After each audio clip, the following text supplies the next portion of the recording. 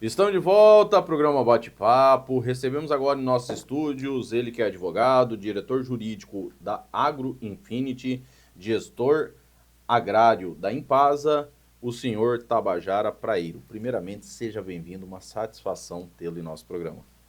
Bom dia, Crispim. Bom A satisfação dia. é minha estar aqui. Nós podemos fazer um bate-papo aqui a respeito de alguns temas bem importantes, né? Tabajara, hoje nós vamos falar sobre o cenário do mercado de grãos. Dos Olha aí. últimos 4 anos, podemos dizer, né, da pandemia para cá, houve uma oscilação muito grande. Veio a pandemia, guerra na Ucrânia, eleições, entre outras. E quando nós falamos do cenário, né, de grãos, do mercado em si, a gente fala de milho, soja, entre outros. E isso parece que não, mas impacta em várias outras cadeias. E a gente queria hoje falar um pouquinho sobre isso. Até mesmo porque quando afeta, ele afeta também o consumidor final. Afeta todos nós. Com certeza, com certeza. É uma ligação, né? Uhum. Existe esse elo entre a cadeia primária e o consumidor final, né? Isso realmente acontece, viu, Crispim? Nós temos aí um cenário de decréscimo desde 2002 para 2023, 2022 para 2023. 2022 aí nós temos um salto do soja, um boom do soja, né? Chegou a época no Mato Grosso do Sul está comprando a saca de soja 194, 200 reais a Imagine. saca, 195 reais. Isso. Mato Grosso chegou a 189, então houve um boom do soja. É claro, teve fatores exógenos ao mercado interno, teve a guerra da Ucrânia em fevereiro, que iniciou, né, fevereiro de 2022, o aumento do custo do potássio, fatores diversos que alavancaram assim, o preço do soja. O problema foi safra 22 e 23, né? Que aí realmente houve uma queda muito grande, muito expressiva, né? Saímos aí de uma média nacional de 189 e caímos aí para 90 e alguma coisa, em alguns lugares 89, 85. Sim. Aí tu imagina, se você tem um ano um nível de lucro expressivo e no outro você cai 50% desse mercado, um pouco mais de 50%. Então você acaba levando aquela verdadeira rasteira, né? Naquela ocasião ainda tem a divergência do dólar, enfim, com a colheita da safra em 2023, a ideia era vender num valor tão baixo? Não era, nem o produtor tinha interesse em vender. O interesse dele era armazenar para que se estabilizasse o preço. Tudo bem que não chegasse a 180, mas chegasse a 150, 160, estava de bom tamanho. O problema é que o armazenamento gera custo. Sim. Então, esse soja que já estava baixo aumentou o custo dela. Mas o produtor, claro, muito esperançoso, pensou dele para contigo mesmo. Vamos aguardar a safrinha. Por quê? Porque aí nós tiramos pelo menos isso do milho. Só que o milho também teve uma queda expressiva nesse ano. Muito expressiva. Em alguns locais sequer conseguiu pagar o custo operacional. E engraçado, né, Tabajara, porque a gente falando milho, soja, grãos, essa oscilação teve esse pico, ele se manteve por pouco tempo, e aí teve o declínio. Porém, esse declínio automaticamente seria natural. Sim. Seria natural. E ele, se a gente parar para analisar, de 85 ele subiu para 189 e ele voltou para... Hoje 106, 105, dependendo da Então, praça. vamos tirar esse pico e vamos colocar que ele teve até um leve aumento. De 85 ele subiu para 105, 110. Ele teve ali uma margem de aumento. Só que, como que eu posso dizer? Uma falta de planejamento de alguns no setor, não sei como que eu posso me colocar melhor para isso, que quando você tem um pico, às vezes a ganância do ser humano, ele acha que aquilo ali vai permanecer por muito tempo ou vai manter e dali só vai subindo. Sim. Você como especialista na área, como que a gente pode chegar numa conclusão disso? Esse pico ocorreu, realmente é um valor recorde, né? E para as empresas que tinham um setor de risco bem estruturado, que conseguiu entender o mercado e verificar que aquela variação não seria estável, ele aplicou sua interpretação, a teoria do pêndulo, né? Tudo volta a se equilibrar com o tempo, a balança se autoestrutura. Realmente, eles conseguiram segurar esse problema, né? Uhum. Então, o planejamento foi essencial para os que hoje estão exitosos, que mantêm no mercado de forma perene, de forma expressiva, o planejamento foi essencial. E com certeza, os que não tiveram planejamento hoje, vamos falar agora, 2024, se preparando para a safra de 2025, muita quebradeira. Você vê os índices de recuperação judicial. Aonde que eu ia entrar para você? Recuperação judicial, os menores eles estão indo para um lado até mais radical. Estão vendendo, estão entregando os arrendatários. Sim. Os arrendatários, levando em consideração essa alteração, perdoe-me, 2023, 2024, que já é um pouquinho mais à frente, muitos estão entregando os imóveis, porque um arrendamento, o custo do arrendamento somado ao custo da produção acaba não satisfazendo, essa conta não fecha. Se você planilhar isso, você não consegue fechar a conta. Então você acaba trabalhando para pagar apenas o custo. A sobra é muito pequena, mas muito pequena mesmo, a margem é mínima. Então você tem visto muita entrega, muita rescisão de arrendamento, muita venda de imóvel rural, o que tem demandado com uma ampliação muito expressiva as vendas de imóveis. Os imóveis estão num decréscimo de preço também, em especial rural. Antes da gente entrar nessa parte dos imóveis, eu gostaria que a gente falasse um pouquinho, Tabajara, sobre as demais cadeias. Uhum. Porque às vezes as pessoas estão nos acompanhando, tá, beleza, teve esse pico, aí teve esse declínio no grãos. E o que isso afeta nas demais cadeias? Avicultura, piscicultura, no bovino, né, em geral. Sim, eles são consectários, né? Eles têm uma união as cadeias. Vamos pensar nesse formato, de uma forma bastante simplista. As cadeias são unidas. Uhum. Com a ração do porco. Interligadas uma à outra. A ração do porco. A suinicultura tem a base no quê? Grãos. O DDGS, bovino, vem da onde? Do milho. Então as cadeias, elas se unem. E o consumidor final é que realmente ao final acaba sendo mais atingido. Vamos pensar aí em umas cadeias de lazer. Se você tem uma produção que te levou a uma perda de produtividade de 50% ou te zerando a produtividade, você expectando o ano seguinte para obter sua lucratividade, o que você faz nesse ano? Você cerceia atividades onde os seus valores defluem. Então, a tendência é você não entrar nessas cadeias de lazer. Então, eles acabam refletindo em toda a cadeia. Não adianta falar que é só a cadeia da produção que vai ter problema com isso. Todas as cadeias, em especial a agro, Mas as demais cadeias, elas são ligadas. E vai ter reflexo em todas essas cadeias, em especial Mato Grosso. Mato Grosso é 28% da produção nacional de grãos. É muita coisa, né? Nós não somos chamados de celeiro do Brasil à toa, sem razão. Todos são interligados. Nós vamos para um breve intervalo. Na volta, eu quero adentrar aí sim nessa parte do mercado imobiliário. Não só da parte imobiliária do agro, mas essa oscilação do grão, ele afetou também a parte geral. Nós vamos para um breve intervalo e já voltamos.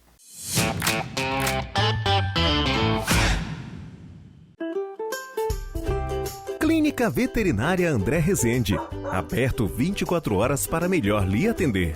Temos uma equipe experiente, contamos com laboratório próprio, fazemos cirurgias eletivas e, se precisar, atendemos as cirurgias de urgência e emergência. Cuidamos e monitoramos seu animalzinho internado 24 horas, oferecendo todo o carinho e cuidado que o seu pet merece. Chegou a promoção Caminhão do Portão. A carne e a salada viram um sonho de sala. O arroz, feijão e o pão viram um lindo fogão. O óleo de soja estoca toda a sua loja. Essa é a promoção Caminhão do Portão. Então vem comprar lá no Forte. Enche o seu carrinho e pegue o número da sorte. Essa é a promoção Caminhão do Portão. São 10 caminhões de prêmios para a sua casa e mais 10 para seu negócio. Essa é a promoção Caminhão do Portão. Do Forte Atacadista. Estamos de volta ao programa Bate-Papo, recebendo hoje em nossos estúdios Tabajara Praeiro. Ele que é advogado, diretor jurídico da Agro Infinity e gestor agrário da Impasa. E hoje estamos falando um pouquinho sobre o cenário do mercado de grãos aqui dentro do estado do Mato Grosso e, é claro, também do cenário nacional. Tabajara, falamos um pouquinho no primeiro bloco, né? Pincelamos um pouco por cima, porque se a gente adentrar nesse assunto, a gente vai precisar estender, eu acho que a manhã inteira na telinha aqui da Band e, 30 dias, e né? o diretor vai puxar minha orelha. E a gente pautou alguns tópicos e eu gostaria de entrar agora sobre o cenário do imobiliário, que isso as pessoas se questionam e perguntam, mas o que o grão tem a ver com o imóvel? E o imóvel em geral, não só aquele imóvel, né, do agro, que seria as fazendas, tal, mas também dentro da cidade. E começou a ter uma queda grande nesse mercado. Gostaria que você falasse para a gente um pouquinho. Com certeza. Olha, o imóvel é muito notório. Ele ficou muito suscetível aí à queda em virtude desse sangramento excessivo que o agro teve, em especial os imóveis rurais. Mas os urbanos também não perderam sua mira, né? Ele acabou sendo atingido também, tanto urbano como rural. O urbano é perceptível, é claro. O grande número de imóveis que estão em leilão de alienações fiduciárias em que não foram cumpridas suas cláusulas, hipotecas que não foram pagas. Tudo isso vem em paralelo à crise que vem acontecendo. Nós temos imóveis rurais que perderam 50% do seu preço. E isso, não estou te dizendo que é um caso, 2 casos. Eu estou falando casos dinâmicos dentro do Estado. Se nós pegarmos desde regiões mais próximas da capital, desde a mais longa da capital, imóveis de 50%, 60%, 70% de depreciação, em virtude de vários fatores, em especial a crise do agro. Mas áreas, por exemplo, não tão produtivas como áreas argilosas, áreas que já foram abertas há muito tempo, já se planta há muito tempo, essas áreas recém-abertas, que ainda precisam de um tratamento grande, essas perderam valor de forma expressiva. Você nota-se que o impacto foi muito grande. Por que houve esse impacto no mercado imobiliário? É uma questão de produtividade. Se você tem escalabilidade, você tem uma área grande, você pode produzir bastante, mas você tem uma queda da sua margem aí em 50%. Consequentemente, qual que é a vantagem de você aumentar aí sua produção quando se fala de médio e pequeno? É muito preocupante. Quando se fala já num grande produtor rural, eles já têm todo o planejamento e acaba isso sendo um pouquinho mais fácil. Não que não seja suscetível à crise. Ao contrário, todos são. Mas o sangue escorreu muito, muito, muito pequeno e médio produtor, que realmente sofreu, aquele que não conseguiu ter o devido planejamento. Mas o atingimento do imóvel rural, ele tem razão direto com a cotação dos grãos. Por quê? Produtividade. A tendência para 2025 no mercado imobiliário é continuar a queda, estabilizar ou começar a ter À minha vista, ele vai manter ainda em decréscimo. Ele vai ainda dar uma pequena baixa, vai continuar em decréscimo. À minha vista, isso é uma posição particular. Se você pegar estudos que foram feitos pelo IME e o FMT em parceria com a FAMATO, eles projetam já um aumento na escala de produção no Mato Grosso, já aumentam maior investimento na parte do agro em Mato Grosso, e eu já estou falando em cadeias diversas, não só da nossa cadeia produtiva em especial. Então, existe a posição pessoal e a posição que foi um estudo do Estado, né? Essa é uma posição pessoal que eu tenho. Quando nós falamos do agro, é interessante e importante a gente tocar no assunto, quando faz uma perspectiva, que infelizmente, quando você faz no escritório, quando você coloca numa planilha, você espera que saia daquele formato. Porém, existe a tal da quebra das safras, que aí tem vários outros fatores.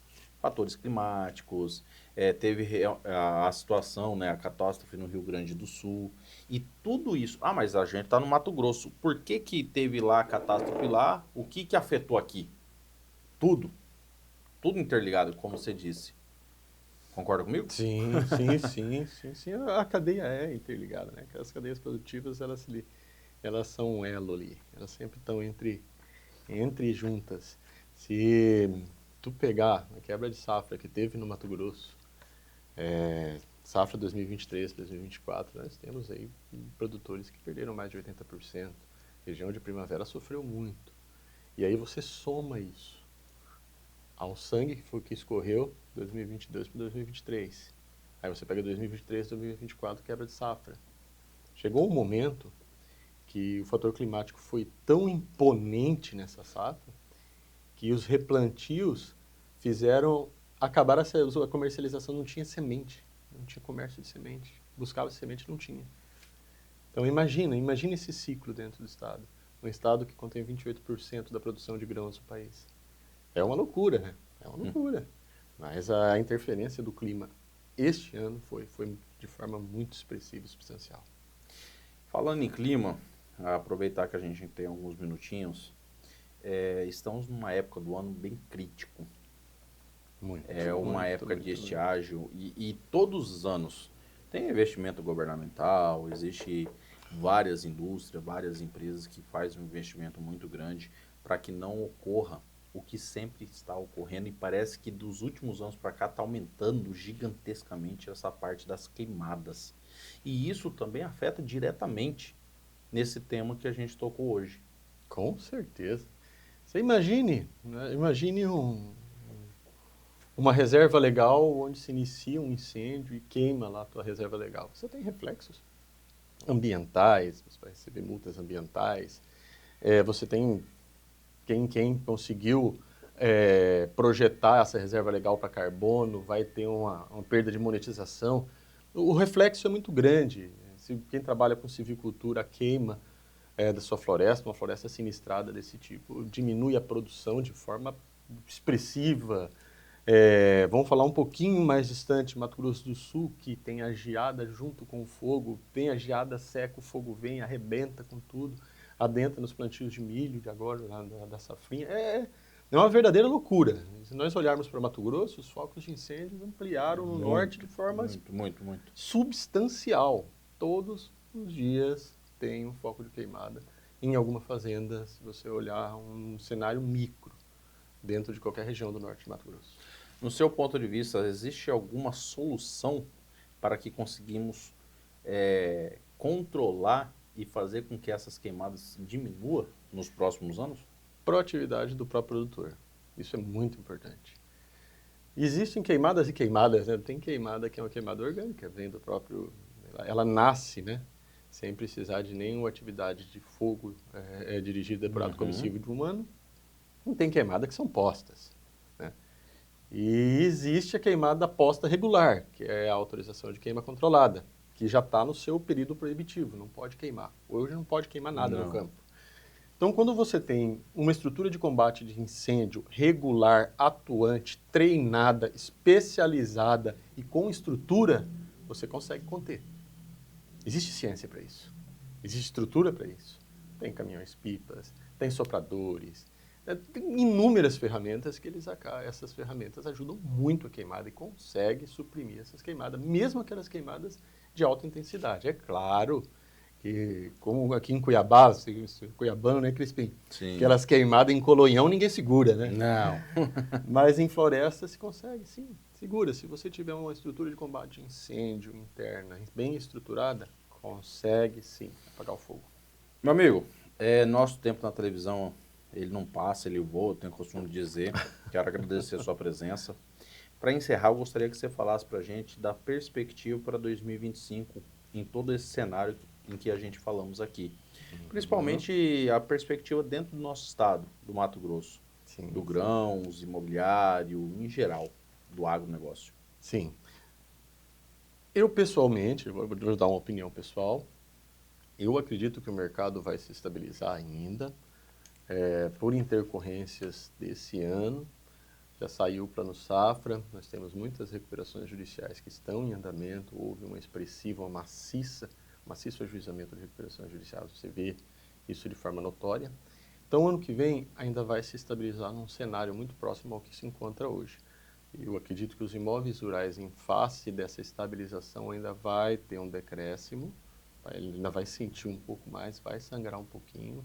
Porém, existe uma expectativa de um efetivo investimento no setor agro. Investimento particular. Então, com esse investimento que se espera e com esse aumento de escalabilidade que tem apontado pelos estudos do estado de Mato Grosso, espera-se que melhore esse cenário.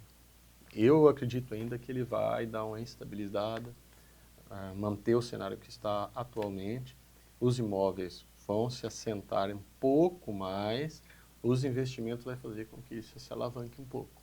Mas eu não vejo mudanças substanciais nesse período, não. Não acredito. Certinho. Essa câmera está fechadinha no senhor. Suas considerações finais, mande seu abraço. Fique à vontade. Pronto. Um grande abraço a todos. Espero que esse bate-papo tenha produzido impactos positivos a todos aí, que possam, pelo menos, nos acompanhar tomando um belo café da manhã como esse que nos foi disposto hoje. Muito obrigado. Obrigado. Mais uma vez, eu agradeço. Que Deus abençoe. Até mais. Nós vamos para um breve intervalo e já voltamos.